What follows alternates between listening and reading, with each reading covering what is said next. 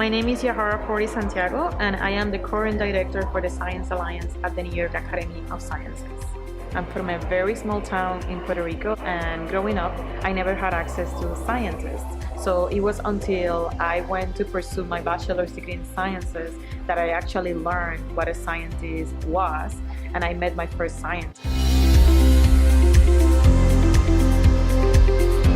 As an undergrad at the University of Puerto Rico, I had the opportunity to do research. I immediately realized that I loved being in the lab, I loved producing data, I loved coming up with questions, and that I wanted to follow a path as a scientist. And very early on in my career, I had the chance to connect with mentors that opened many doors for me and kind of guide me through the process of becoming a scientist and applying for grad school. I went to grad school at Brandeis University, and in my first year, I didn't know what kind of scientist I wanted to be. So after my rotation, I decided that I wanted to pursue a more specific field in system neurosciences, understanding how the taste system works.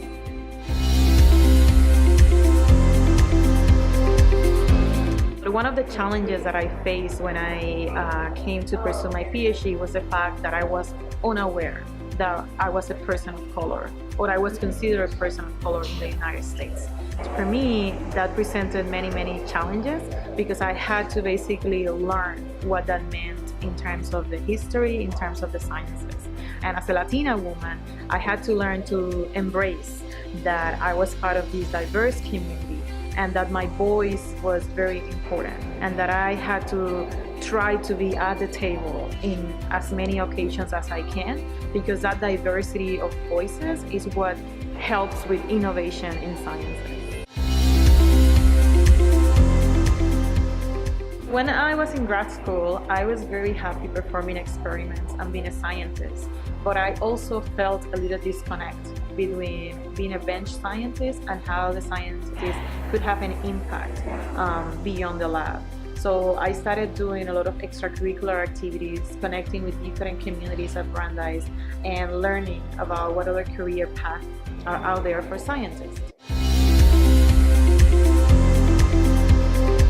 Some of my extracurricular activities at Brandeis was with diversity and inclusion groups. I became part of the SACNAS Chapter at Brandeis, which is a society for advancing Chicanos and Native Americans in sciences.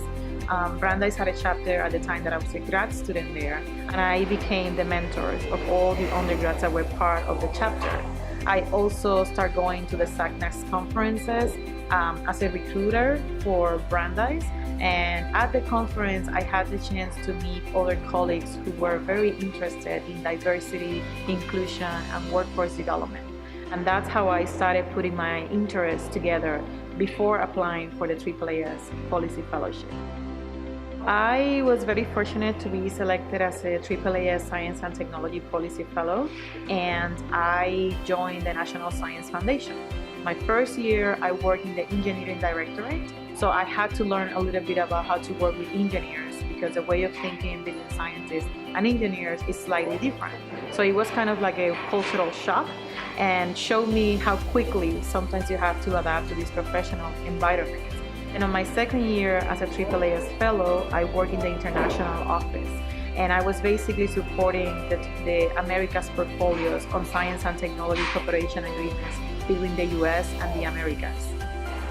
The AAAS Science and Technology Policy Fellowship is a very competitive program, and the program wants candidates that are very strong scientists and engineers, but that also have great communication skills, great leadership skills, and that are willing to take the initiative to take projects to the next steps.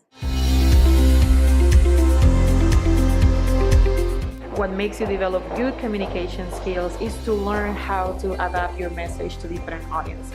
So a good way to practice that is by trying to write articles, to talk about your research with groups that are not a group of scientists, and going to the schools potentially, talk to your grandma, talk to your family, try to explain your research in very lay terms. My experience in the fellowship was fantastic. I left the fellowship feeling very strong as a professional. Also, I was able to build a very strong network of peers, scientists interested in the intersection between science and policy. Also, it opened a lot of doors for me professionally. I joined the New York Academy of Sciences, and I am the current program director for the Science Alliance, which is the professional development branch of the Academy. I work with early career scientists, helping them develop professional skills that are going to allow them to transition into their next career step. And that could be transitioning away from academia or becoming academics as well. Grad school is one of the most important and amazing times in any professional career.